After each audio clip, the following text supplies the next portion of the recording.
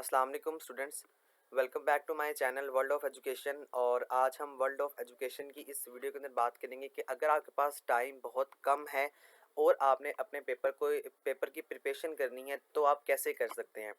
कुछ 4-5 पॉइंट्स हैं, आप इन पे इंशाल्लाह अमल कर लें तो आप लोगों को गारंटी होगी इस चीज़ की कि आप बड़ी आसानी से जो है वो बहुत अच्छे नंबर को गेन जो है वो कर लेंगे। सबसे पहले मैंने आपको बताया कि how to prepare whole paper in minimum time. आपने सबसे पहले अपने इस बात को अपने माइंड में रखना है कि हमने अगर पेपर को प्रिपेयर करना है तो अब हमने होल करना है, सारा पेपर को प्रिपेयर करना है। वो करने का तरीक़ेकार क्या होता है कि आपके पास अगर मिनिमम 1 दिन भी है ना, 1 दिन भी, तब भी आप अगर वीयू के लेक्चर्स को छोड़ दें और वॉच करें जी शॉर्ट लेक्चर्स को। बहुत सारे शॉर्ट लेक्चर्स पड़े हुए हैं मेरे अपने चैनल पर, बहुत अच्छे पड़े हुए हैं। मेरे दूसरे बाकी जो भी चैनल्स पे बना रहे हैं उनकी तरफ से बेहतरीन सबकी कोशिश होती है कि वो आपको अच्छा कंटेंट डिलीवर करें। आपने वो लेक्चर्स को लाजमी सुनना है, ठीक है। आप मेरे सुन लें, आप किसी और बंदे के सुन लें, लेकिन आपने वॉच लाजमी करने हैं लेक्चर्स को। क्यों? इसका फ़ायदा स्टूडेंट्स ये होता है कि जब मैं खुद लेक्चर बनाता हूँ ना, मैं किसी की बात नहीं करता, जब मैं पर्सनली खुद लेक्चर बना रहा होता हूँ तो मेरी कोशिश ये होती है कि मैं आपको हर मेन से मेन पॉइंट बताऊँ, ठीक है। आप अगर सी एस 201 के लेक्चर सुने, आप मेरे सी एस 101 के लेक्चर सुने, आप किसी भी तरह की प्रिपरेशन वीडियो मेरी देखें, तो मैंने आप लोगों को बहुत दफ़ा कोशिश की होती है मैं आपको बताऊं ये पेपर में आया था या नहीं आया, या कितने परसेंट आने के चांसेस इस क्वेश्चन के हैं। तो जब हम आपको ये बता रहे होते हैं इसका मतलब ये होता है कि हमने इस चीज़ को एक्सपीरियंस किया होता है। हमारे सामने हमारे पिछले स्टूडेंट्स ने तमाम तरह पेपर से वो गुजर के गए होते हैं, हमें वो बता रहे होते हैं कि आपने इस तरह करना है। तो आप जब वॉच करेंगे ना लेक्चर्स को तो आपको इंशाल्लाह बहुत सारा फ़ायदा वहाँ से हो जाएगा। और उसके बाद वॉच करने के बाद आपने जो दूसरा काम करना है वो आपने हैंडआउट्स को रीड करना है। अब हम यहाँ पर ये बात करेंगे कि अगर आपके पास इतना टाइम नहीं है कि वॉच लेक्चर्स करने के बाद आपने अपने हैंडआउट्स को रीड करने का टाइम नहीं है, तो फिर हम क्या करें। तो देखिए, अगर आपके पास हैंडआउट्स को पढ़ने का टाइम नहीं बचा हुआ, तब आपने करना कुछ इस तरह से है कि आपने वॉच करने हैं पास्ट पेपर्स को। अब मैं आपको यहाँ पर भी बता दूं कि आपने पास्ट पेपर वॉच करने हैं, और वो पास्ट पेपर आपकी मर्ज़ी, आप फाइल से वॉच कर लें, आप किसी यूट्यूब वाले बंदे का देख लें। और मैं आपको ये कोशिश या मैं आपको एक यहाँ पर ये बात ज़्यादा बताना चाहूँगा कि आपने अगर कोई भी पास्ट पेपर वाली फ़ाइल करनी है ना, उससे पहले आप किसी यूट्यूबर को लाज़मी सुन लें। क्यों? इसका इसका फ़ायदा ये होता है कि जो आपने सुना हुआ होता है ना, वो आपको ज़्यादा अच्छे तरीके से याद रहता है, और जो आपने पढ़ा हुआ होता है, वो आपको सम टाइम भूल जाता है। क्योंकि अब देखिए, मैं यहाँ पर बोल रहा हूँ ना, अब मेरी आवाज़ आपके कानों तक पहुँचेगी, तो आपका ब्रेन इस आवाज़ को अपने अंदर जो है वो आप कह सकते हैं कि इसको याद कर लेगा, अपने अंदर इसको समा लेगा। तो इसी तरह से होता है स्टूडेंट्स कि आपने पास्ट पेपर जब भी याद करने, मैं आपको ये नहीं कह रहा कि आप पढ़ें नहीं, पास्ट पेपर लाजमी पढ़ें। पढ़ने से पहले आप क्या करें या पढ़ने के बाद आप क्या करें, आप एक दफ़ा किसी बंदे की वीडियो भी पास्ट पेपर की प्रिपरेशन की लाजमी सुन लें। और जो स्पेशली प्रैक्टिकल सब्जेक्ट होते हैं लाइक सी एस 101 हो गया, सी एस 201 हो गया, ई एन जी 101 हो गया, क्योंकि ये थोड़े से सेंटेंसेस टाइप्स होते हैं, ठीक है। बहरहाल मैंने भी कुछ पास्ट पेपर बनाए हुए हैं, लिंक आपको तमाम तर जो पास्ट पेपर का होगा, जो प्रिपरेशन का फाइनल टर्म की प्रिपरेशन का होगा, वो आपको डिस्क्रिप्शन में मिल जाएगा। ज़रूर सुनिएगा, इंशाल्लाह बहुत सारा फ़ायदा आपका वहाँ से हो जाएगा। उसके आगे स्टूडेंट्स, अब पास्ट पेपर देखने के बाद जो चौथा काम जो आपने करना है वो आपका करंटली पेपर्स देखने का है। देखें, पास्ट पेपर से मुराद होती है कि आपने अपनी लर्निंग कर ली। अब आपने करंटली पेपर इसलिए देखना होता है तब आपको पता लग जाए कि हाँ भी अब आज वाले साल में, इस वाले साल में क्या चीज़ें इंपॉर्टेंट आ रही हैं, आज के दिन आज वाले पेपर में क्या चीज़ें ज़्यादा पूछी गई हैं। तो आप अपने ग्रुप्स के अंदर कंसर्न रहें। वर्ल्ड ऑफ एजुकेशन का मेरा अपना माशाल्लाह ग्रुप है, 2 ग्रुप इस टाइम मैं अपनी जो है वो चला रहा हूँ। लिंक आपको उनका भी डिस्क्रिप्शन में मिल जाएगा। आप वहाँ पे ऐड होना चाहते हैं, ऐड हो जाएं। बहुत सारा वहाँ पे कंटेंट आपको खुद से बच्चे जनरेट कर रहे होते हैं, आप वहाँ से भी कर सकते हैं। उसके अलावा स्टूडेंट्स, आपको मेरे अपने चैनल पर इंशाल्लाह पास्ट पेपर मिल जाएंगे। मेरे अलावा बाकी और भी बहुत सारे ऐसे यूट्यूबर्स हैं जो उन्होंने अपने चैनल्स खोले हुए हैं और आपको पास्ट पेपर के हवाले से बताते हैं। तो आप कोशिश करें कि आपको इंशाल्लाह, मैं खुद भी कोशिश करूँगा कि मैं आपके साथ एज सुन एज पॉसिबल तमाम तर पास्ट पेपर को शेयर कर दूँ। तो आप पास्ट पेपर को देखे बगैर ना जाएं, पास्ट पेपर के साथ साथ आप करंटली पेपर्स को लाजमी देखें। करंटली पेपर भी बहुत सारे ऐसे यूट्यूबर्स हैं, मैं खुद उसमें शामिल हूँ, जिसके अंदर मैं करंटली पेपर आपके साथ जो है वो शेयर कर रहा होता हूँ। करंटली पेपर से आपको पता लग जाता है कि हाँ भी पास्ट पेपर की कौन सी ज़्यादा चीज़ आनी है, कौन सी ज़्यादा चीज़ पास्ट पेपर में से इंपॉर्टेंटली पूछी जा रही है, और कौन सी हम जो है वो स्किप कर सकते हैं।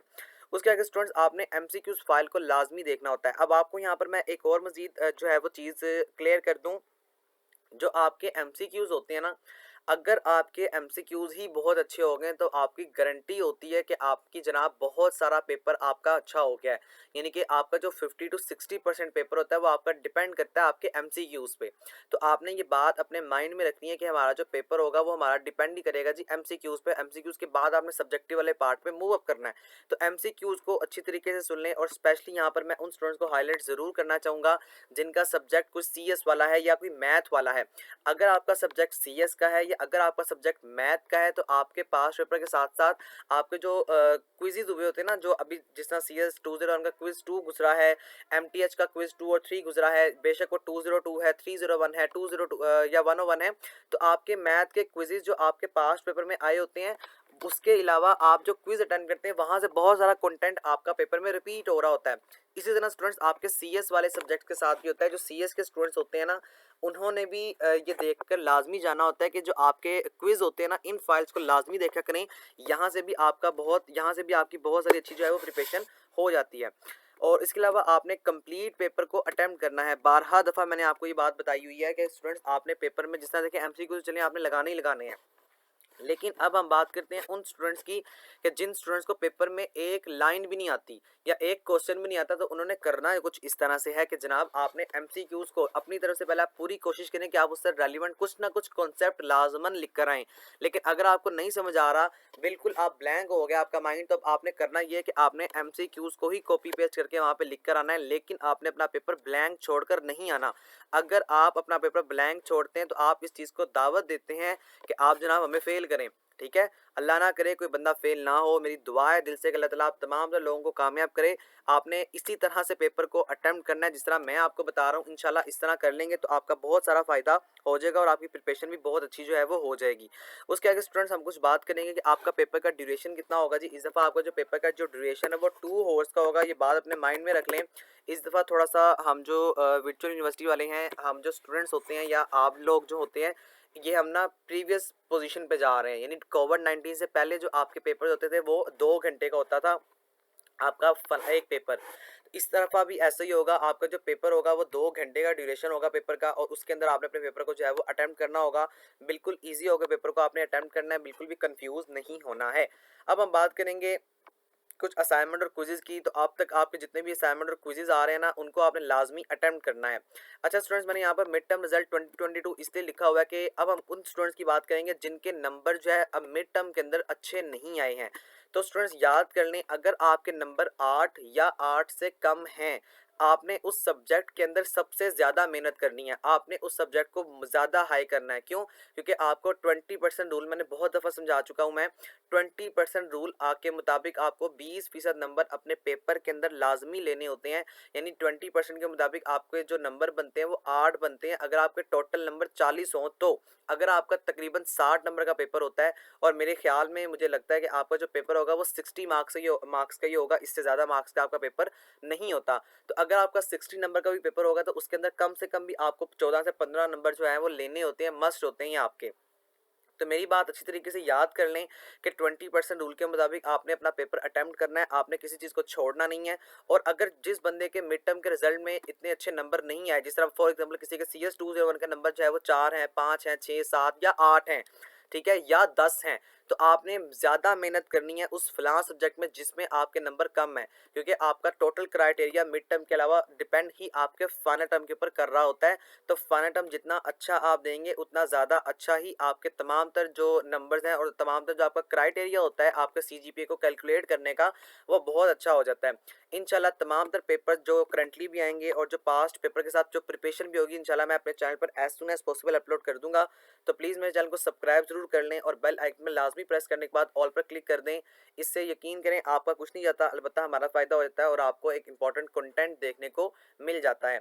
तो स्टूडेंट्स, ये आपकी वीडियो थी, होपफुली आपको समझ में आ चुका होगा। आपको दोबारा बता दूं, कुछ इंपॉर्टेंट लिंक्स आपको डिस्क्रिप्शन में मिल जाएंगे, ज़रूर देखिएगा, ज़रूर कंफर्म कीजिएगा और वहां आप उसको देखें, इंशाल्लाह बहुत सारा फ़ायदा आपका वहां से हो जाएगा। Thank you so much. यहाँ तक आपकी वीडियो थी। इस दुआ के साथ मैं आपसे जो है वो इजाज़त चाहूँगा कि अल्लाह ताला आप तमाम तर लोगों को फाइनल टर्म के अंदर बहुत अच्छी जो है वो कामयाबी दे। आमीन। Thank you so much. अल्लाह हाफिज़।